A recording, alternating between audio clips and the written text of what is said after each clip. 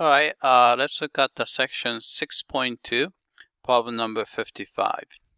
Alright, so base S is an elliptical region with boundary curve 9x squared plus 4y squared equals 36. Alright, what kind of ellipse is that? Right, so I'm going to take this and let's see, oops, that's not what I want. Alright, so I'm going to take this and maybe divide through by 36, right? So 9 and 36 cancel out, so you have x squared over 4. 4 is 2 squared, and plus, right, 4 and 36 cancel out, so you have a 9. So y squared over 9, which is 3 squared, is equal to 1. Alright, so this is in the standard form of an ellipse. Alright, so the picture is going to look like this. Actually, I already drew that. So this is the picture of the ellipse. Right, and it says that the cross sections perpendicular to the x-axis is an isosceles right triangles. Right, so let's say we take take a cross section. So I'm going to slice it perpendicular to the x-axis, kind of like that. Then cross section is isosceles right triangle. So I'm going to just shift it a little bit so that you can see the depth. So it's going to look kind of like this.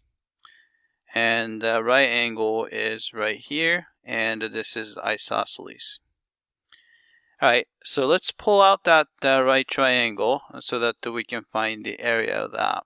Alright, so I'm going to just pull it out and draw it right here. So here's the isosceles right triangle. Alright, so that's the right triangle there, and alright, so we need to know the area, so we want to know the base and height. So base is going to be here, so let's say we have to manipulate the equation a little bit. Alright, so take that equation, I'm going to solve for, let's see, where should I go? I'm going to go here. I'm going to solve for y. Right, so first I'm going to subtract 9x squared. You get the 4y squared is equal to 36 minus 9x squared.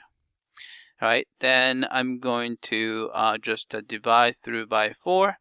We get the y squared is equal to 36 divided by 4 is 9, and I guess you have a 9/4 x squared. Right, then I take the square root of both sides, so you have a y is equal to plus or minus square root of 9 minus 9 over 4 x squared. Right, so which means that the top curve has an equation y equals square root of 9 minus 9 over 4 x squared. And the bottom one is going to have an equation y equals negative square root of 9 minus 9 over 4 x squared. Alright, so if you have x value here, so this guy is, the length is just a square root of 9 minus 9 over 4 x squared. And this is actually exactly the same here, so you have two of those. So the base is going to be, maybe I'm going to use a different color here. Right, so base here is going to be 2 times square root of 9 minus 9 over 4 x squared. Alright, and if you want to know the height of this triangle, right? Alright, you can see that this is another 45, 45, 90 degrees, so this is a half of that. So the height is just a square root of 9 minus 9 over 4 x squared. Alright, so if you want to find the area function, so this is going to be the area. So area is simply here, area of this triangle, right? And we know the base and we know the height, so we can find the area, all right? So cross-sectional area function A of x is simply 1/2 base is 2 times square root of 9 minus 9 over 4 x squared, and height is another square root of 9 minus 9 over 4 x squared.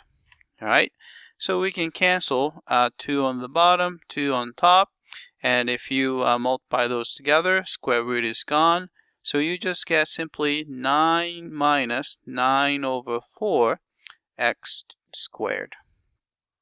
All right, so once you've got that, then all you have to do is integrate it from, so x is going to go from -2 to +2. All right, so the volume is simply integral from -2 to +2. Then area function, we just found that to be 9 minus 9 over 4 x squared with respect to x. All right, so since I'm a little bit lazy, so 9 and 9 over 4 x squared is an even function, so I'm going to actually 2 times integral. I'm going to just compute half of it and multiply by 2 later. So you have a 9 minus 9 over 4 x squared with respect to x. So this is going to be equal to, all right, here's the 2 in front. Antiderivative of 9 is 9x. Antiderivative of -9 over 4 x squared would be add 1 to the power, divide by that power. Then you're going from 0 to 2. All right, so we can cancel 3 and 3. That's going to be 3 right there. All right, then what you get is going to be, right, 2 times, right, I'm going to plug in 2 here. 9 times 2 is 18. And minus, I'm going to plug in 2 here. 2 cubed is 8, divided by 4, 2. 2 times 3 is 6. All right, minus, if you plug in 0, it's 0, so that's all you get. All right, so this is going to be 2 times, and 18 minus 6 is 12. So the volume is 24. All right, so that's the volume that we're looking for. All right, that's it. I hope that this was clear.